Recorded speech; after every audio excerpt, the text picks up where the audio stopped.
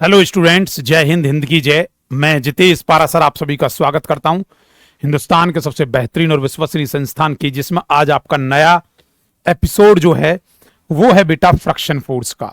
ध्यान से सुने, फ्रिक्शन फोर्स मात्र 15 मिनट में ओवरव्यू करा दिया जाएगा पूरा, जिसे जी हम कहते हैं घर्षण बल। अजी क्या कहते हैं? घर्षण बल। तो सुनो बच्चे, घर्षण बल क्या है पहली बात, उसके प्रकार कितने दूसरी बात, उसका ग्राफ कैसा बनता है तीसरी बात, वहां पर उसका गुणांक निकालते हैं जिससे कोफिशिएंट कहते हैं चौथी बात, एंगल ऑफ फ्रिक्शन कोण, घर्षण कोण क्या होता है पांचवी बात, छठी बात जिसे हम कहते हैं कि विराम कोण। ये 6 बातों का जिक्र मात्र 15 मिनट में होने जा रहा है।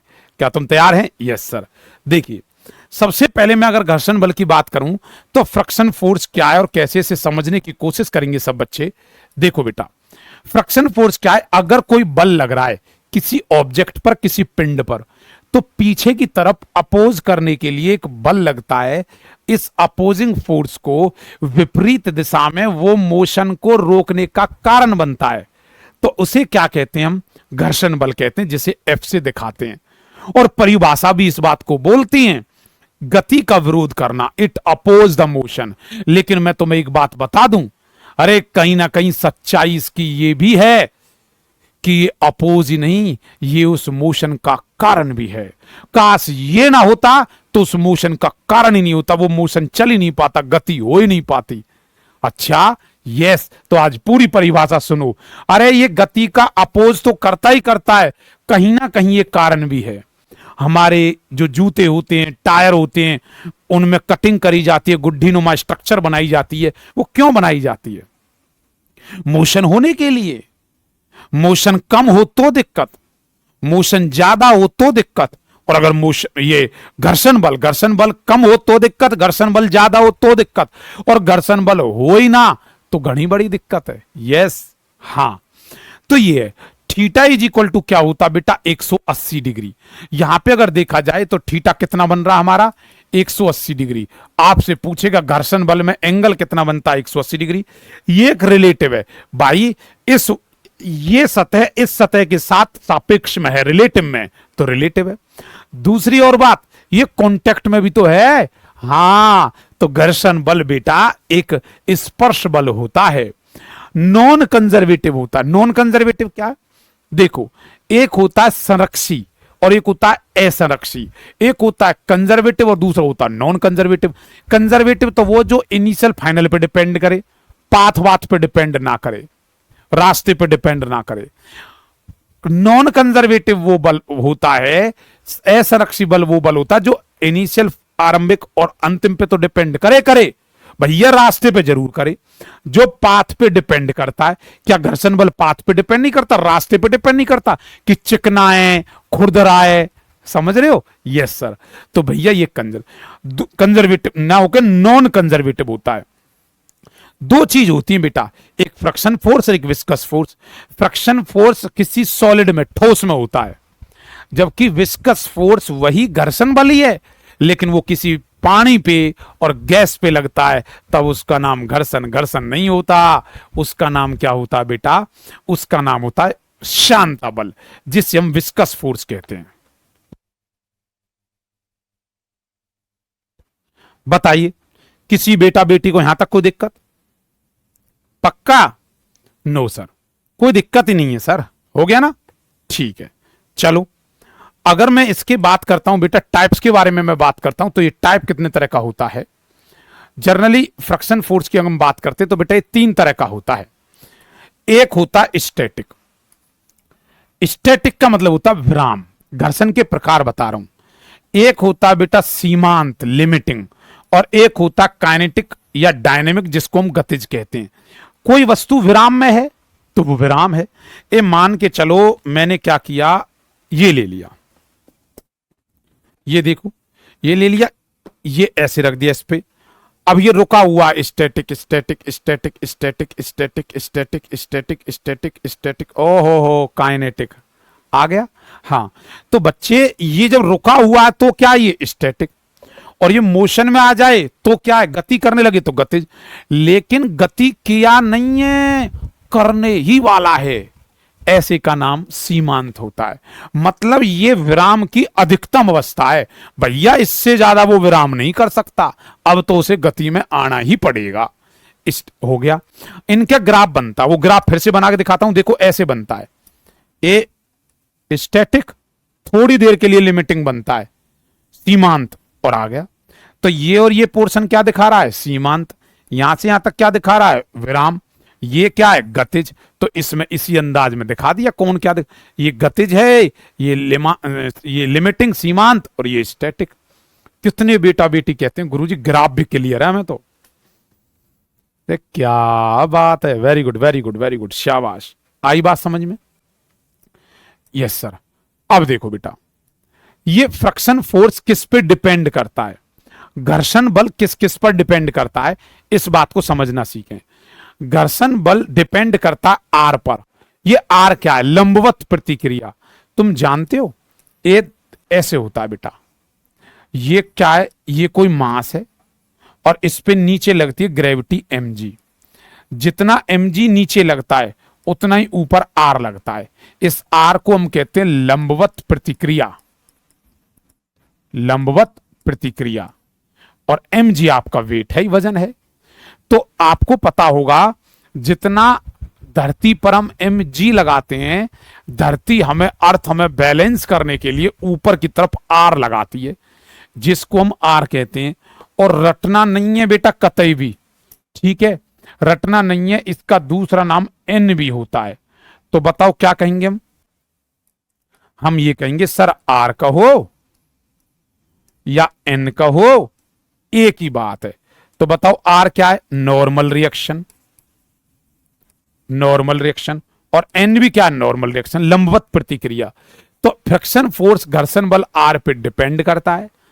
ये आधारित है सतह पर कि सतह चिकनी है, खुरदरी है, कैसी है, बोलो क्लियर?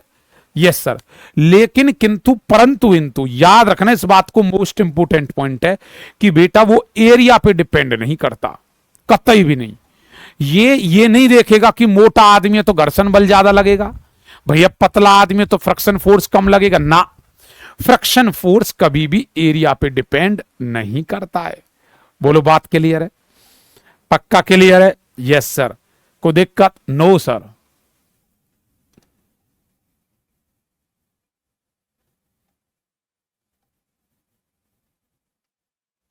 हाँ जी,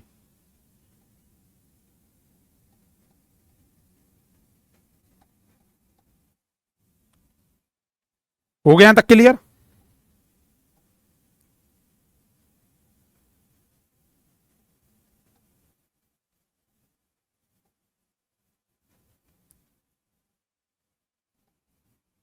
अब देखो यहां ध्यान दें, तो बेटा ये किस किस पे डिपेंड करता, अब सुनो।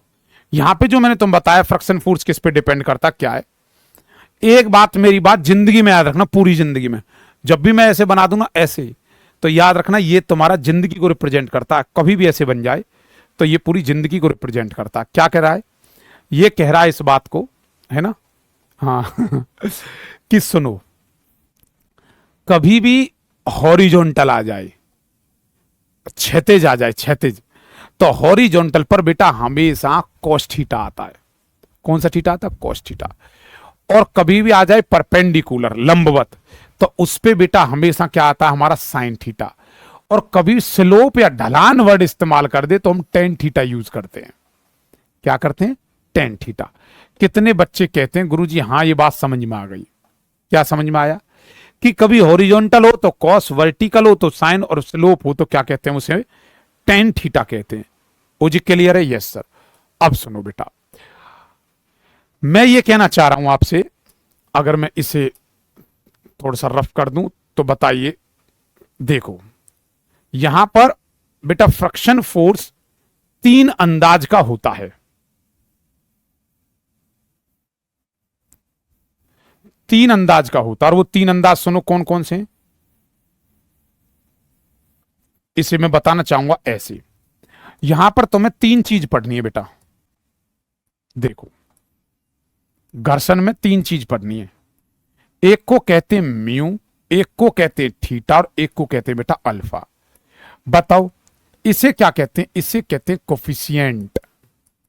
क्या कहते हैं? Coefficient of friction. बच्चे इसे कहते हैं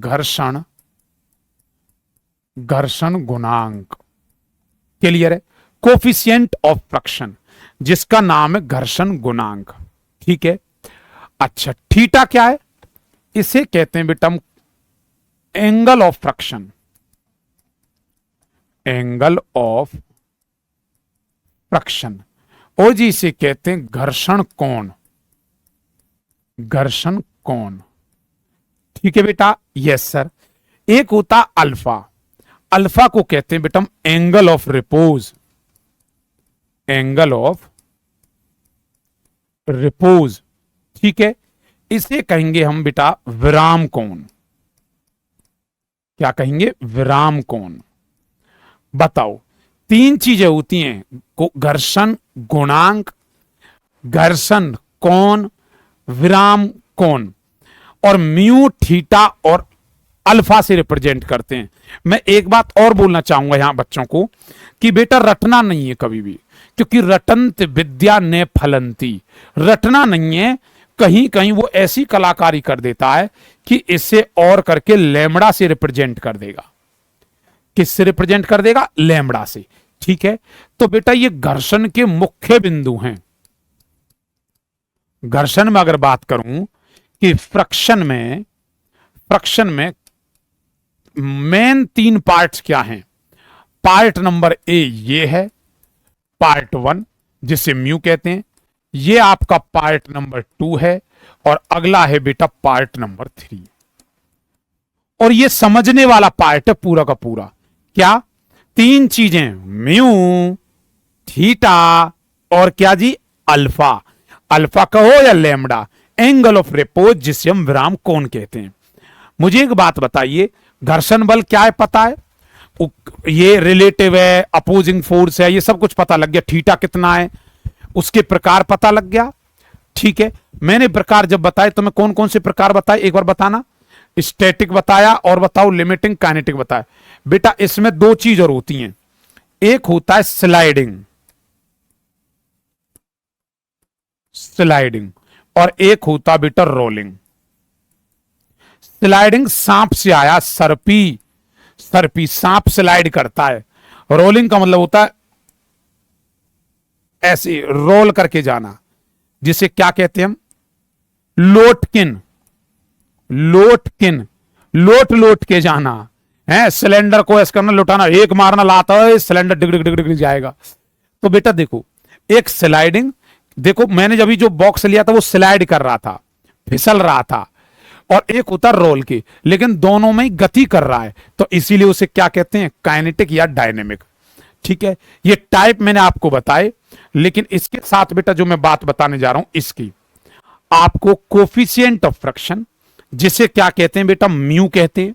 म्यू, थीटा और अल्फा, इसका हम बेहतर तरीके से एक पार्ट और रखेंगे जिसमें इन सबको बहुत अच्छे तरीके से बताया जाए, कौन किसके बराबर है, कौन चित्र बनाकर कैसे आया है, तो घर्षण क्या है उसके बारे में क्वालिटीज जान ली, उसके प्रकार जान लिए, उसके लॉ जान लिए, भाई किस पे डिपेंड करता है ये जान लिया आपने, कौन कौन से प्रकार हैं। लेकिन इनके बारे में म्यू, थीटा और अल्फा बहुत बेहतर तरीके से अगले एपिसोड में 15 मिनट का जो अगला एपिसोड आएगा, ये तीनों कंप्लीट हो जाएंगे जिन पर डायरेक्टली न्यूमेरिकल पूछा जाता है। क्लियर है? और आप खुद देखेंगे इनको समझ में आते हैं, और मिलते हैं नेक्स्ट एपिसोड में। तब तक आप अपना ध्यान रखें, ख्याल रखें। ओके स्टूडेंट्स, जय हिंद।